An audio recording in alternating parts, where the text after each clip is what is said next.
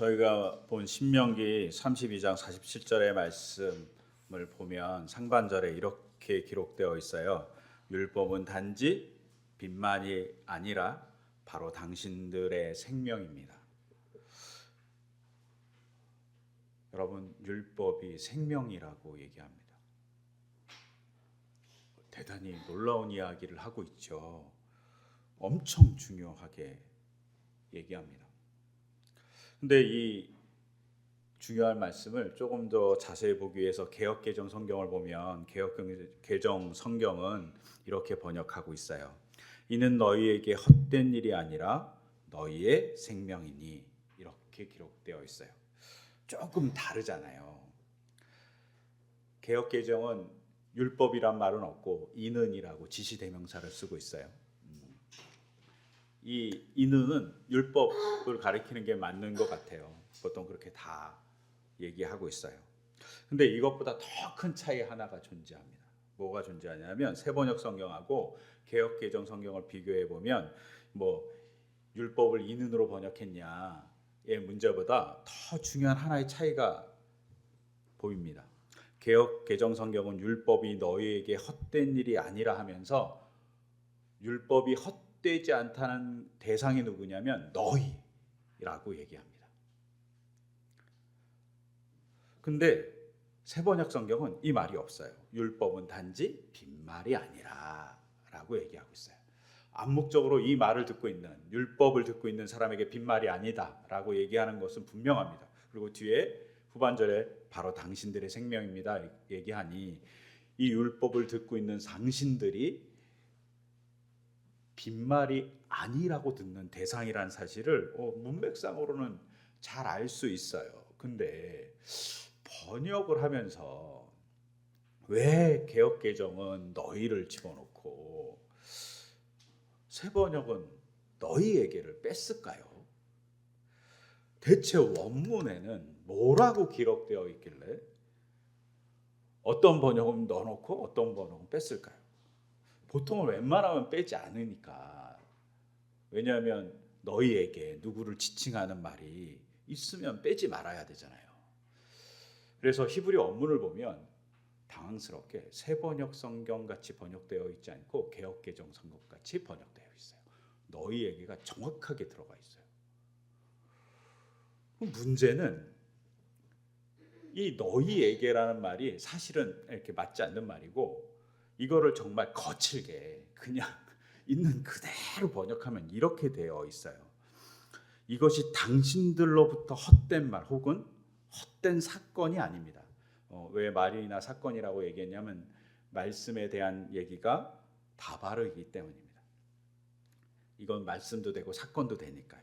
즉 다시 얘기하면 이것이 율법이 당신들로부터 헛된 말 혹은 헛된 사건이 아닙니다 라고 얘기하고 있어요. 근데 이상하지 않습니까? 당신에게라고 번역한 걸 히브리 원문은 당신에게라고 되어 있지 않고 당신들부터라고 되어 있어요. 아니면 당신들에게서 뭔가 나왔다, 이런 말이에요. 근데 이 번역을 거기서부터라고 얘기하지 않고 거기에게, 누구에게라고 웬만한 성경은 다 이렇게 번역하고 있어요. 심지어 셉투아진트라는 70인역도 너희에게라고 번역하고 있어요. 근데 히브리 원문은 너희에게라고 써 있지 않고 너희로부터라고 써 있어요.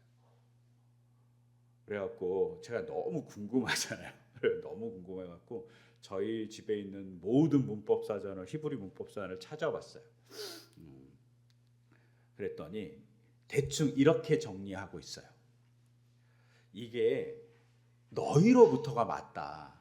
하지만 그냥 문맥상으로 봐서 너희에게가 훨씬 더 문맥상으로 맞는 말이니까 너희에게로 번역하는 것이 문맥상 맞으니까 이렇게 번역하자 라고 쓰여 있어요. 근거도 없어. 그냥 이렇게 그냥 퉁치는 듯한 느낌. 이 근거 없는 말을 이렇게 퉁치다니, 이런 생각이 들어요. 그래서 이렇게 번역해 놓고 보면 영어 성경이든 헬라 성경이든 아니면 우리말 성경이든 제가 볼 수 있는 성경들을 보면 다 너희에게로, 당신들에게로 이렇게 번역하고 있어요. 그러면 제가 순간 그러면 이건 번역본은 그렇다 치고 히브리 원문이 있는 히브리 사람들, 유대 사람들은 처음에 어떻게 느꼈을까? 이런 생각이 갑자기 드는 거예요. 이 사람들은 너희로부터라고 분명히 읽었을 거거든요. 그럼 이분들은 어떻게 해석할까 너무 궁금한 거예요. 그래서 막 찾아봤습니다. 그랬더니 이런 말이 있었습니다. 미드라시라고 문법적인 용어로서 성경을 해석하는 게 아니라 그 문법을 넘어서 문자적인 의미를 넘어서 더 깊은 의미가 있을 거라고 생각하는 해석 방법을 미드라시라고 그러는데 이 미드라시에 이런 말이 있는 거예요. 분명 당신들로부터 너희로부터 율법이 헛되지 않을 것이다는 말이 맞다. 근데 율법은 하나님 거니까 하나님이 율법을 주신 게 헛되다고는 얘기할 수 없다. 그러니 율법이 헛되게 된 건 너희가 율법을 헛되게 사용했기 때문에 헛될 수 있다는 가정이다. 그러니 너희는 너희 삶에서 율법을 헛되게 사용하지 말아라 라고 강조하기 위해서 말도 안 되게 문법적으로는 말이 안 되거든요. 문장적으로는 율법이 너희들로부터 헛된 말 혹은 헛된 사건이 아니다. 왜냐하면 이것이 너희에게 생명이기 때문이다. 라고 말 안 되는 문장을 썼다. 라고 이렇게 미드라시에 얘기하고 있어요. 근데 제가 이 미드라시 내용을 쭉 읽으면서 어쩌면 이게 맞을지 모르겠다라는 생각을 했습니다. 율법이 우리에게 헛된 것이 되면 어떻게 되겠어요? 이 문장대로 되면 생명이 사라집니다. 죽음의 상태가 되는 거죠. 그래서 신명기 32장 40절 하반절은 이렇게 되어 있잖아요. 추격하면 말씀에 순종하십시오. 그러면 오래오래 살게 될 것입니다. 즉 이 말씀 안에서 당신들이 오래오래 살 수 있을 거라는 거예요. 왜? 말씀이 헛된 것이 아니기 때문에, 말씀이 생명이기 때문에 오래오래 살 수 있을 거라는 거예요. 꼭 뭐 같으냐 하면 물고기에게 뭐가 있어야지 살죠? 물이 있어야지 삽니다. 사람이 대기 중에서 살려면 산소가 있어야지 살잖아요. 없으면 죽잖아요. 즉 율법과 말씀은 물고기의 물, 사람에게는 공기와 같은 거죠. 그것이 없으면 사람이 죽잖아요. 근데 그것을 오염시키거나 그것을 잘못되게 만들면 물고기도 죽고 사람도 죽잖아요. 그렇게 헛되게 만들지 말라고 얘기하는 것으로 미드라시적인 해석은 볼 수 있어요. 그리고 저는 그 해석에 일부 동의합니다. 그러면 율법이 헛되게 되면 생명이 없어지는 상황이 어떤 것이냐를 잘 보여주는 것이 뭐냐? 바로 예수님 그리고 오늘의 모세입니다. 율법을 정말 잘 지킨다고 생각했던 사람들이 예수님 당시의 유대인들이에요. 알 수 있잖아요. 예수님이 12살 때 예루살렘 성전에 처음으로 절기를 지키기 위해서 갔습니다. 이 말은 유대인들이 그렇게 절기를 지키기 위해서 엄청 노력했다는 사실을 증명해줘요. 또 예루살렘 당시에 많은 사람들이 제물을 잘 바치기 위해서 성전에서 제물을 사서 바쳤습니다. 하나님께 거룩한 돈을 드리기 위해서 로마의 돈을 드리지 않고 유대인의 돈으로 헌금했어요. 정말 예배를 잘 드리고 또 율법을 잘 지키기 위해서 열심히 노력했어요. 심지어 바리새파 사람들은 정결궤를 잘 지키기 위해서 우리가 항상 지금 하고 있는 손을 씻어서 밥을 먹고 그리고 언제나 예배에 들어가기 위해서는 목욕을 하고 물도 없는 나라에서 목욕을 하고 예배에 꼭 들어가던 사람들이에요. 엄청 경건한 삶을 살기 위해서 노력했어요. 그런데 그렇게 율법을 잘 지키는데 그 율법이 오염됐어요. 즉 말씀이 오염되니까 헛된 것이 되는 거죠. 헛된 것이 되니 어떤 일이 벌어지냐? 죽음의 공간이 된 거죠. 예수님 당시에 예수님께서 화를 엄청 낸 대상들이 있습니다. 그 사람들이 누구냐면 식민 통치를 하고 있는 로마 사람들이 아니에요. 예수님이 화를 낸 대상들은, 심지어 저주한 사람들은 대제사장들, 율법학자들, 바리새파 사람들 혹은 부자입니다. 왜 이들에게 화를 내셨을까요? 대제사장, 가장 율법적인 사람, 율법학자, 율법을 열심히 공부하는 사람, 바리새파 사람들, 가장 경건하다고 얘기하는 사람, 이들이 주님의 분노를 산 대상들입니다. 왜 그럴까요? 우선은 대제사장직을 보면 이렇습니다. 대제사장직 원래 세습대는 세습직이에요. 그런데 이 세습직을 하고 있는 이 사람들이 잘 되다가 예수님 태어나기 한 150여 년 전부터 이 직을 돈으로 샀어요. 누구에게 샀냐? 그 당시 지배하고 있었던 제국의 관리들에게 돈으로 샀습니다. 잘 지키기 위해서 제사장을 잘 키워서 대제사장을 만드는 게 아니라 대제사장직을 외국의 통치자에게 돈을 바쳐서 산 거예요. 매관매직을 하기 시작합니다. 제대로 될 리가 없죠. 왜 그랬을까요? 대제사장직이 성전세를 관리하고 성전의 재물을 관리해서 엄청난 수익을 관리하는 사람이기 때문입니다. 그러니 돈으로 이 직을 사고 돈으로 사서 권력을 유지하고 자기 부를 유지한 거죠. 이걸 더 극명하게 보여주는 게 있어요. 예수님 당시에 아기 예수님이 태어났을 때 왕이 헤롯 왕이잖아요.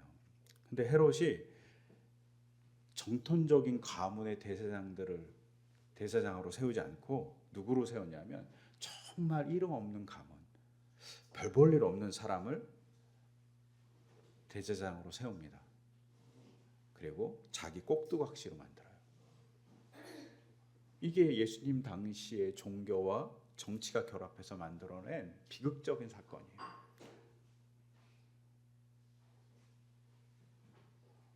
그리고 이 비극적인 사건은 계속 가속돼요. 왜? 예수님 당시에 대제사장 이름이 가야바인데 가야바가 19년 동안 대제사장직을 한 걸로 기록이 되어 있어요. 근데 보통 대제사장직을 몇 년 했냐면 2년 했어요. 가야바 거의 10배 한 거죠. 9.5배를 했어요. 엄청난 부와 권력을 취한 것이죠. 그리고 그가 한 일이 뭡니까? 예수님을 십자가에 못 박은 일입니다. 정권과 결합해서 엄청난 이익을 취하고 엄청난 이익을 취하면서 종교적으로 정말 하나님께 열심히 제사를 드린 게 아니라 자신의 이익을 취한 겁니다. 그래서 이게 정확한 기록은 아니지만 이 당시 한 200년경의 기록을 보면 이런 기록이 유대 문헌에 남아 있어요. 대제사장이나 높은 성직자들이 11조를 훔쳤다. 하급 제사장의 소유물을 약탈하였다. 그래서 하급 제사장들은 굶어 죽었다. 이런 기록이 유대 문헌에 남아 있어요. 한 200년 전에 200년 경의 기록들이. 그리고 사회에서 문헌이 발견됐잖아요. 사회 문헌이 봤는데 사회 문서 중에 예루살렘의 제사장들을 향해서 너무 이런 일을 하니까 뭐라고 얘기했냐면 예루살렘의 제사장들은 사악하다. 그래서 그들은 사악한 제사장이다. 이런 말들도 그 문헌에 존재합니다. 쿰란 문헌에.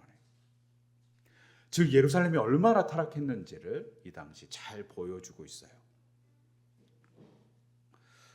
또한 정말 더 안타까운 건 이런 종교와 정치가 타락했는데 얘네 둘이 결합한 거예요. 그래갖고 뭘 했냐? 헤롯이 뭘 했을까요? 헤롯이 성전을 재건합니다. 화려한 성전을 재건합니다. 엄청 큰 성전을 재건합니다. 그것을 알 수 있는 건 마가복음서 13장 1절을 보면 이런 기록이 있어요. 예수께서 성전을 떠나실 때 제자들 가운데 한 사람이 예수께 말하였다. 선생님 보십시오. 얼마나 굉장한 돌입니까? 얼마나 굉장한 건물입니까? 성전이 너무나도 멋지다는 거예요. 그 아름다움을 보면서 너무 좋아하는 거예요. 성전의 거대함을 보고 화려함을 보면서 하나님께 영광을 돌리는 게 아니라 성전이 놀랍다고 얘기하는 거죠. 즉 헤롯은 백성들에게 화려한 성전을 지어주고 됐지라고 얘기합니다. 문제는 이 헤롯의 정책이 백성들에게 먹혔다는 거예요. 화려한 성전에 그냥 눈이 돌아가서 하나님께 예배드리는 걸 까먹은 거죠. 그리고 종교 지도자들은 이걸 이용합니다. 이런 처참한 상황에서 예수님이 하신 일이 뭘까요? 예수님이 예루살렘에 입성해서 그 다음날 하신 일이 뭐냐면 예루살렘에서 재물을 파는 사람들, 거룩한 재물이라고 불리는 그 재물을 파는 사람들, 거룩한 돈이라고 하는 예루살렘의 돈, 이스라엘 사람들의 돈, 유대인의 돈으로 환전해 주는 사람들을 다 내쫓으신 거예요. 그러면서 이렇게 얘기합니다. 하나님의 집은 만민이 기도하는 집이라고.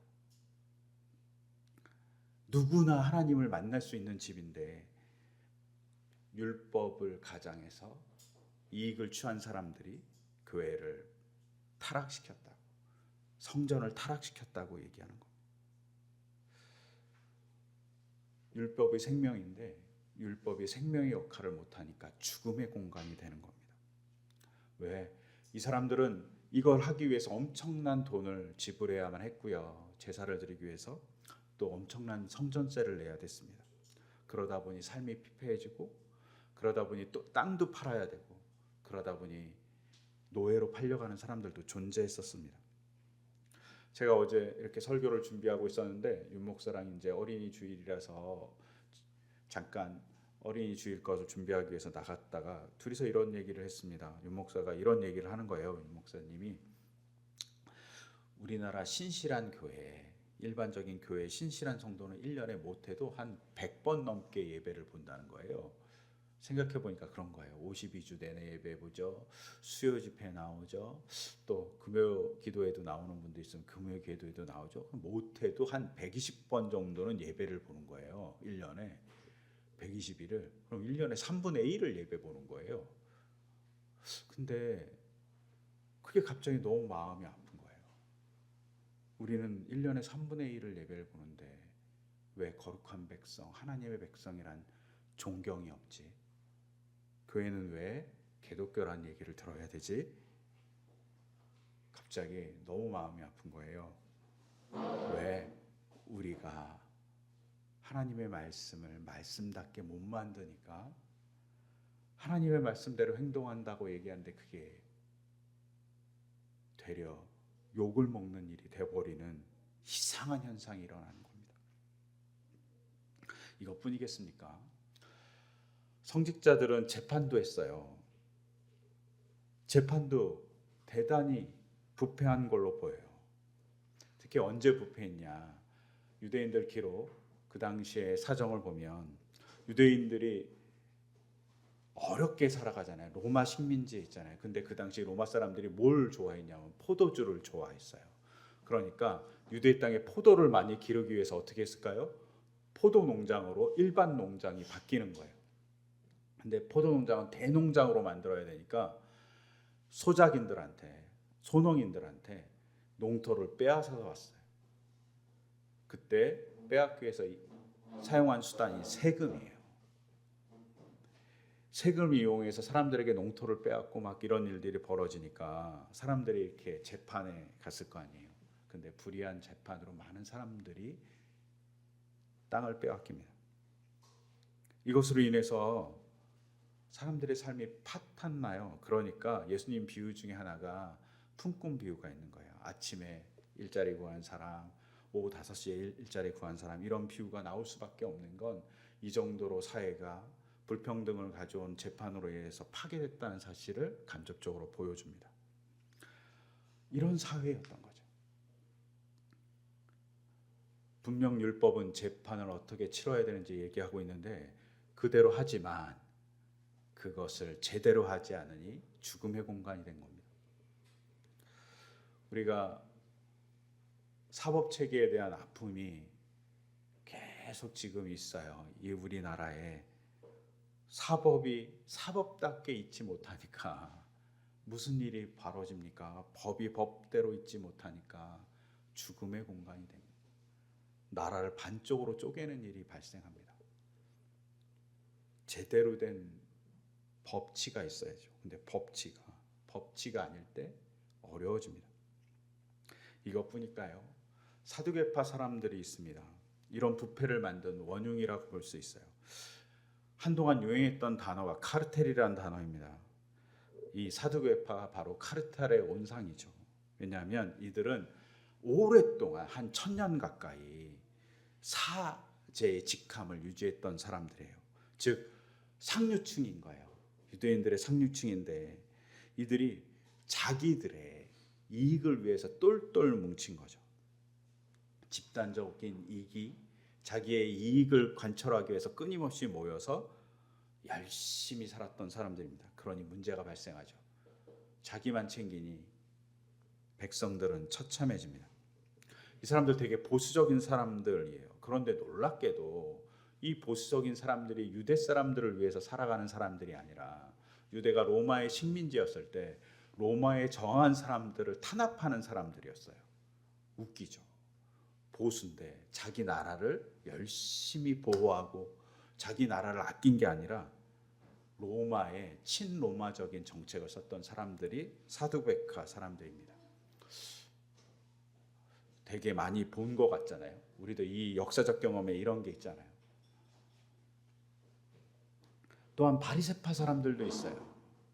예수님 당시에 바리새파 사람들은 이런 사두개파 재판의 불이함, 종교적인 타락들을 보면서 경건을 외쳤던 평신도들이에요. 정말 놀라운 파고 효과를 일으킵니다. 경건을 열심히 주장하고 경건한 사회를 만들기 위해서 율법 질서에 열심히 셨어요. 근데 약점 하나가 있습니다. 이 사람들의 논리 속에 뭐가 있었냐면 하나님을 잘 믿으면 복을 받아요 라는 논리가 있었습니다. 그리고 그 복 받는 것이 뭐냐? 부자였던 거예요.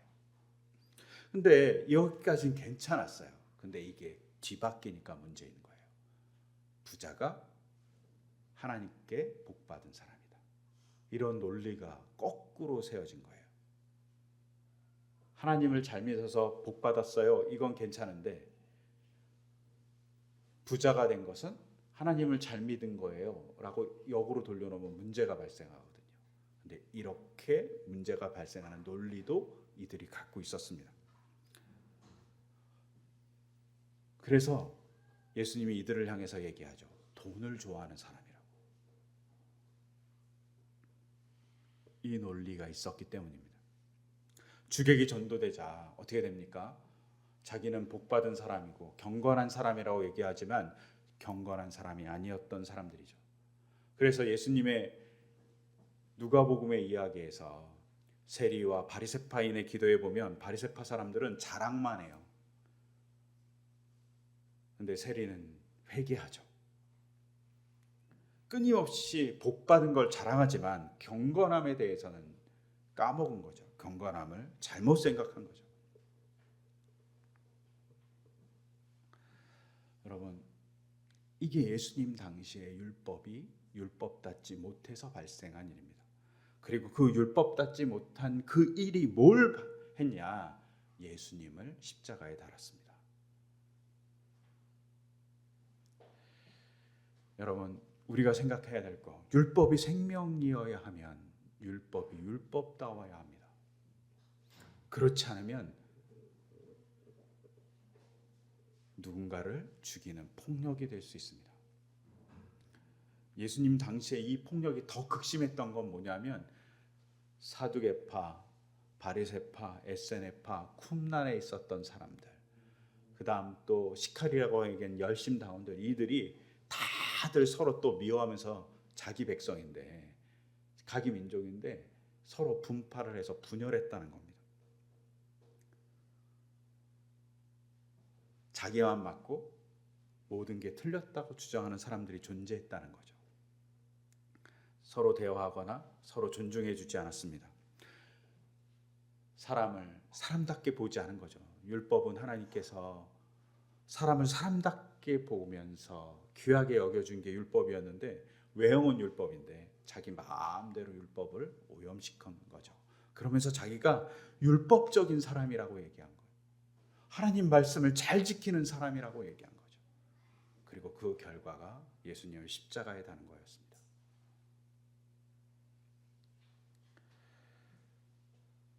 여러분, 율법이 생명입니다.